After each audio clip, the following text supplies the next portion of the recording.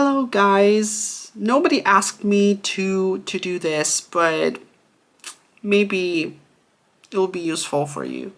My name is Arthur Koltemassive. I'm a political and media analyst. I collaborate with various media and NGOs on various topics, specifically focusing on US politics and disinformation. But also I'm a Ukrainian who has been living in Poland since 2021. And my approach to criticizing something what's going on in my country has always been like, it would be better if you learn about it, about all the problems that we have, all the ugly and all the beautiful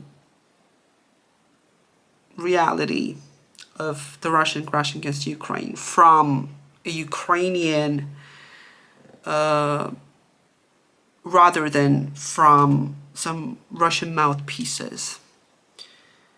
And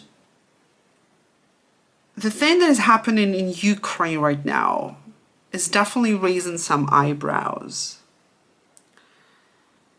especially amongst Ukrainians themselves. In case you don't know, it feels like a tradition at that point that the Ukrainian president goes mad every July. And for the second year in a row, in July, he does some very unpopular decisions that basically face the protests from the Ukrainian general public. This time, it's about the card shuffle in the structure of the new minister's cabinet in Ukraine. And with the fact that Mikhailo Fedorov, the current Minister of Defense of Ukraine, will not be reappointed and just got fired from the president's team in general. I have never been a fan of him. I always was pretty skeptical regarding like his fascination with Elon Musk, for example. Or some other really technocratic. Summers are always crazy with all the bugs and like all the, it's insane. But nevertheless, I've never been a fan of him. But the problem is that, for example, the Russian propaganda, because as a part of my job, I also follow Russian propaganda channels. It seems like they are focusing on the fact that people are going to protests for Fedorov. But the thing is that they are not going just for him. They are not protesting to protect just him.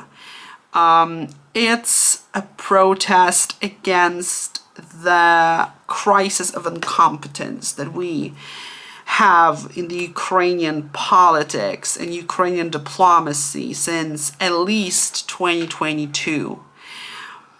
And the problem is that Fedorov's performance on this position has been really modern and really good so far, and numbers and data proves that really well.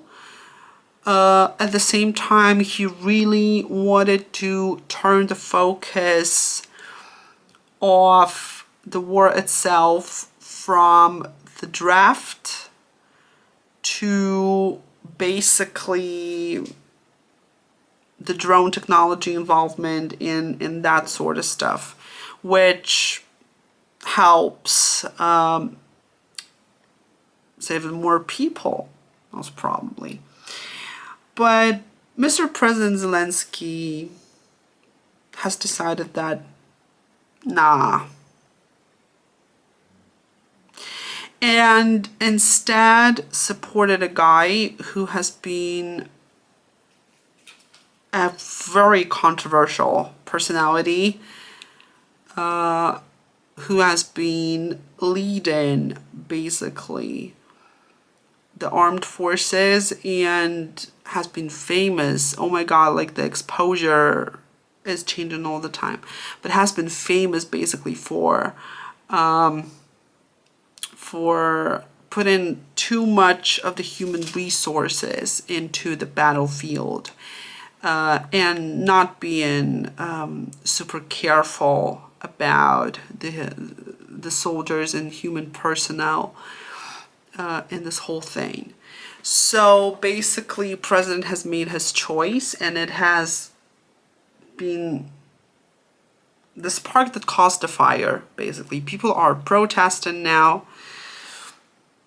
And the timing has been really weird because, for example, you have this going on, and at the same time today, there has been an announcement. There are negotiations planned between Zelensky and Putin in Turkey, which is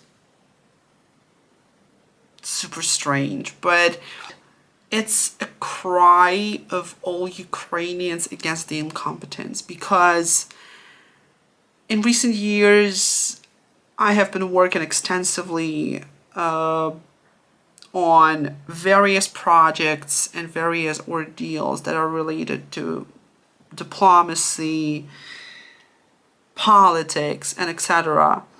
And from time to time, I basically face and have the encounter with representatives of Ukrainian diplomacy, and the situation is not really good. I'm focusing on diplomacy in that moment because that's the domain where my experience is the most relevant. And basically, as I feel now, this video has been, by the way, really spontaneous because I have been preparing for something different for quite a while. And today I had a surgery, and it's 10 p.m. literally here. And I did not plan this at all, as you can see, I think. But I really wanted to talk about it and really wanted to reflect on it, because people in Western countries have, for the most part, seen Zelensky as this like superhero, a man who did not give up, a man who